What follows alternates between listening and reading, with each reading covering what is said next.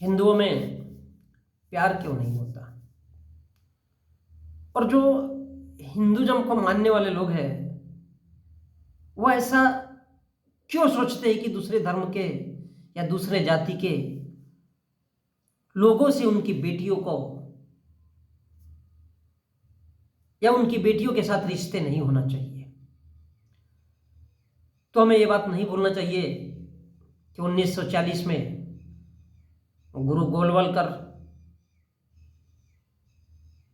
बड़ा गजब का व्याख्यान देते हैं। अब मैं उसका जिक्र नहीं करना चाहूंगा, लेकिन वो कहते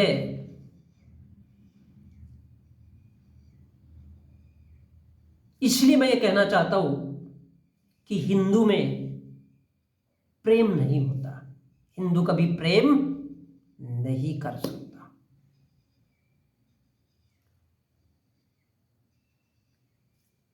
इसका रीजन देखिए कि हर हिंदू पैसे, धन, दौलत को महत्व देता है, और जब बेटी की शादी करता है तो देखता है उसे मुकेश अंबानी, गौतम अडानी के जैसा अमीर अपनी बेटी के लिए पति चाहिए होता है। क्यों? क्योंकि वो चाहता है कि बस उसकी बेटी को खाने और पीने को मिले। खाने पीने को अर्थात मैं शराब की बात नहीं कर रहा हूं, अच्छी तरह से उसको सिर्फ खाने को मिले।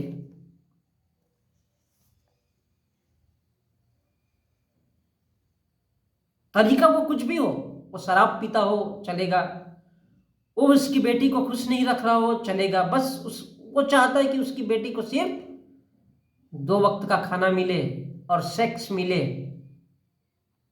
इतना ही बस है। क्योंकि अमीर होना, दौलतमंद होना, पैसे वाला होना, यह भारत का हिंदू समाज सबसे अत्यधिक महत्व रखता है। और हम जानते हैं कि अमीर बनने के लिए रात दिन लगा रहना पड़ता है। और जो इंसान अमीर होगा वो पत्नी की तरफ कभी ध्यान नहीं देगा, कभी भी ध्यान नहीं देगा। उसे मतलब नहीं होता है, क्योंकि उसके दिमाग में बैठा होता है मुझे दौलतमंद इंसान बनना है। उसके पास है धन है, उसके पास दौलत है, तो जायज सी बात है कि वह अपना शौक बाहर से पूरा करेगा, क्योंकि उसके पास धन दौलत है। और ऐसे में वो पत्नी से दूरी बना के रखता है। मैं हिंदू की बात कर रहा हूं। इसमें गलत क्या है, सही क्या है, ये नहीं कहा जा सकता, लेकिन इतना जरूर है क्योंकि वह हिंदू है और वह महिला,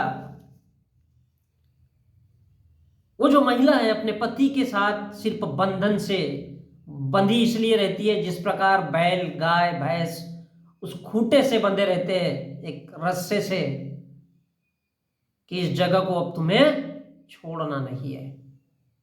अब तुम्हें कुछ मिले मत मिले, तुम्हें कभी भोजन भी ना मिले, तुम्हारे शरीर की या तुम्हारे मन की इच्छा पूरी हो या ना हो, तुम्हारे बीच, पति पत्नी के बीच अगर संबंध अच्छे ना भी हो तो भी तुम्हें इस खूंटे से बांध दिया गया है। यही एक हिंदू शादी का मतलब है। इसका दूसरा पहलू है और दूसरा रीजन है कि हिंदू शास्त्र कहते हैं कि पति को क्या करना चाहिए, जितना हो सकता है उतना पत्नी से दूर रहना चाहिए, ताकि वो अपने शरीर को स्वस्थ रख सके। जी नहीं, स्वस्थ रखने के लिए नहीं, बल्कि इस बात के लिए कि उस स्त्री को उस पुरुष के पास आना चाहिए, क्योंकि वो उसका पति देव है, परम ईश्वर है। पति परमेश्वर होता है कहते हैं, उन भगवानों से भी बड़ा। वो उसको मारे, उसको पीटे, उसको काट डाले, उसकी हत्या कर दे, उसे जला दे, इस बात से किसी भी हिंदू को फर्क नहीं पड़ेगा। किस बात से फर्क पड़ता है? क्योंकि शास्त्र कहते हैं कि पति को जितना हो सके उससे दूर रहना चाहिए, अपनी पत्नी से दूरी बना के रखना चाहिए, और उसकी जो बीवी है, उसकी जो पत्नी है, उसको जितना हो सके अपने पति से चिपक के रहना है, उसी से प्यार करना है, उसी के ऊपर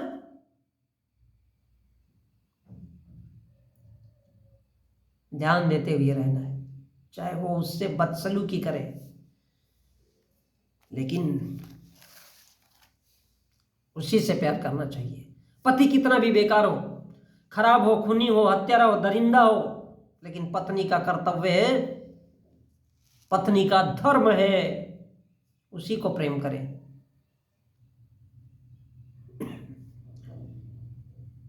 उसकी सेवा करना चाहिए, उसके हाथ पैर दबा देने चाहिए। तो फिर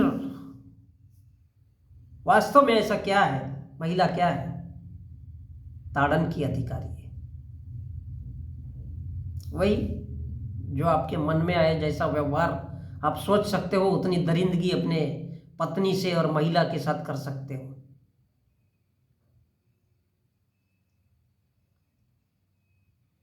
और एक अच्छा पुरुष भी वही है जो पत्नी को पीड़ा पहुंचाए, मारे पीटे, चाहे जितना बर्बरता पूर्वक व्यवहार करे, वही अच्छा पुरुष है, वही मर्यादा पुरुषोत्तम है, और उसी को राम और भगवान कहा जाता है।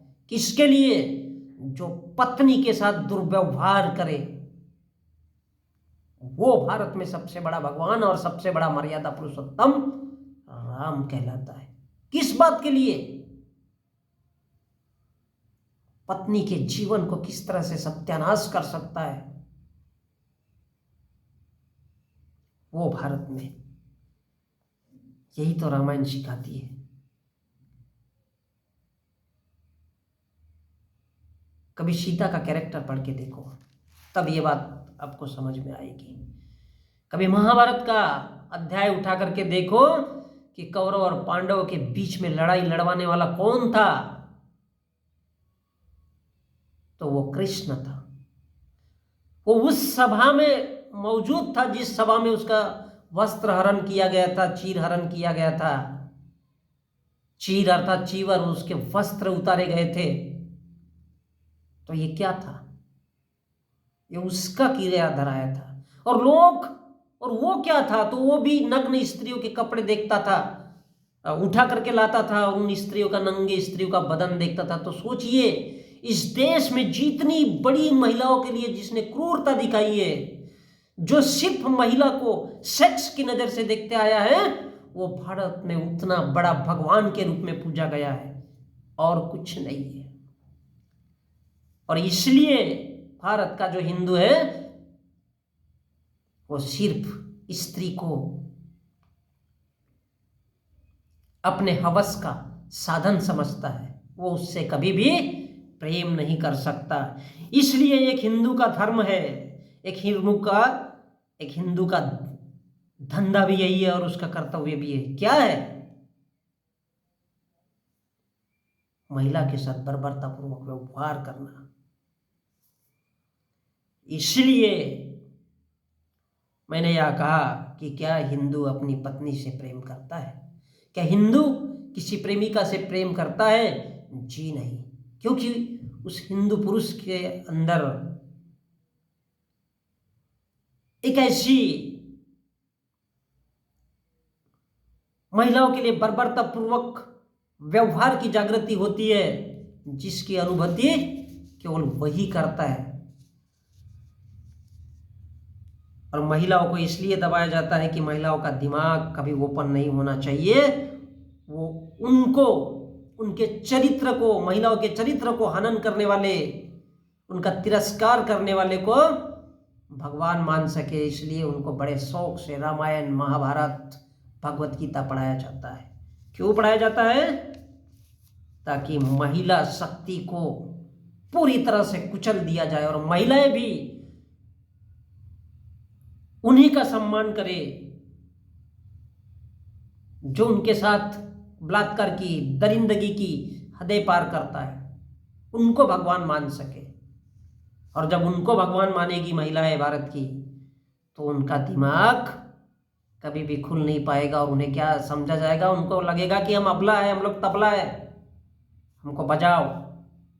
क्योंकि जिनके पास शिक्षा नहीं होती, जिनके पास दिमाग नहीं होता, वो लोग नरकीय जीवन जीते हैं। और भारत में स्त्रियों की यही दशा है। और इसलिए महिलाओं को भक्ति की शक्ति दिखा करके महिला शक्ति को मानसिक शारीरिक तौर पे गुलाम बनाया जाता है और उसे बोला जाता है कि वह अबला है। तो ये क्या है? हिंदू क्या करता है? हिंदू महिलाओं को सिर्फ एक हवस की नजर से देखता है। वो कभी भी उसे प्रेम नहीं करता और ना ही प्रेम दे सकता है। उसका इतना सा उद्देश्य है, अगर उसके जीवन में कोई स्त्री आए तो उसको ठोको। क्या ठोको? यूज एंड थ्रो, उससे संबंध रखो, बस, इसके अलावा कुछ नहीं। अब कहीं भी किसी भी थ्योरी को उठा करके देखिए कि महिलाओं के प्रति इन हिंदुओं की सोच क्या रही है। तो मैं उन भारत की महिलाओं को, जो आज के संवैधानिक भारत में जो बड़ी बड़ी बातें करते हैं, उन महिलाओं को कहना चाहता हूं कि कभी अपने रामायण महाभारत से भी सीखिए कि वो क्या है। जिसके लिए आप हिंदू बनने के लिए रात दिन लगाते हो, मेरे इस देश की महिलाओं, अब तलवार की बात करते हो, तलवार निकालने की बात करते हो, किसी की हत्या करने की बात करते हो। किस लिए? अपने इन पवित्र रामायण और महाभारत को ऊंचा दिखाने के लिए। जी नहीं, जिस दिन भारत की महिलाएं जागृत हो जाएगी, इस देश में इसका भी वही हाल होगा, इन ग्रंथों का भी वही हाल होगा जैसा 1927 में मनुस्मृति के साथ डॉक्टर अंबेडकर ने किया था।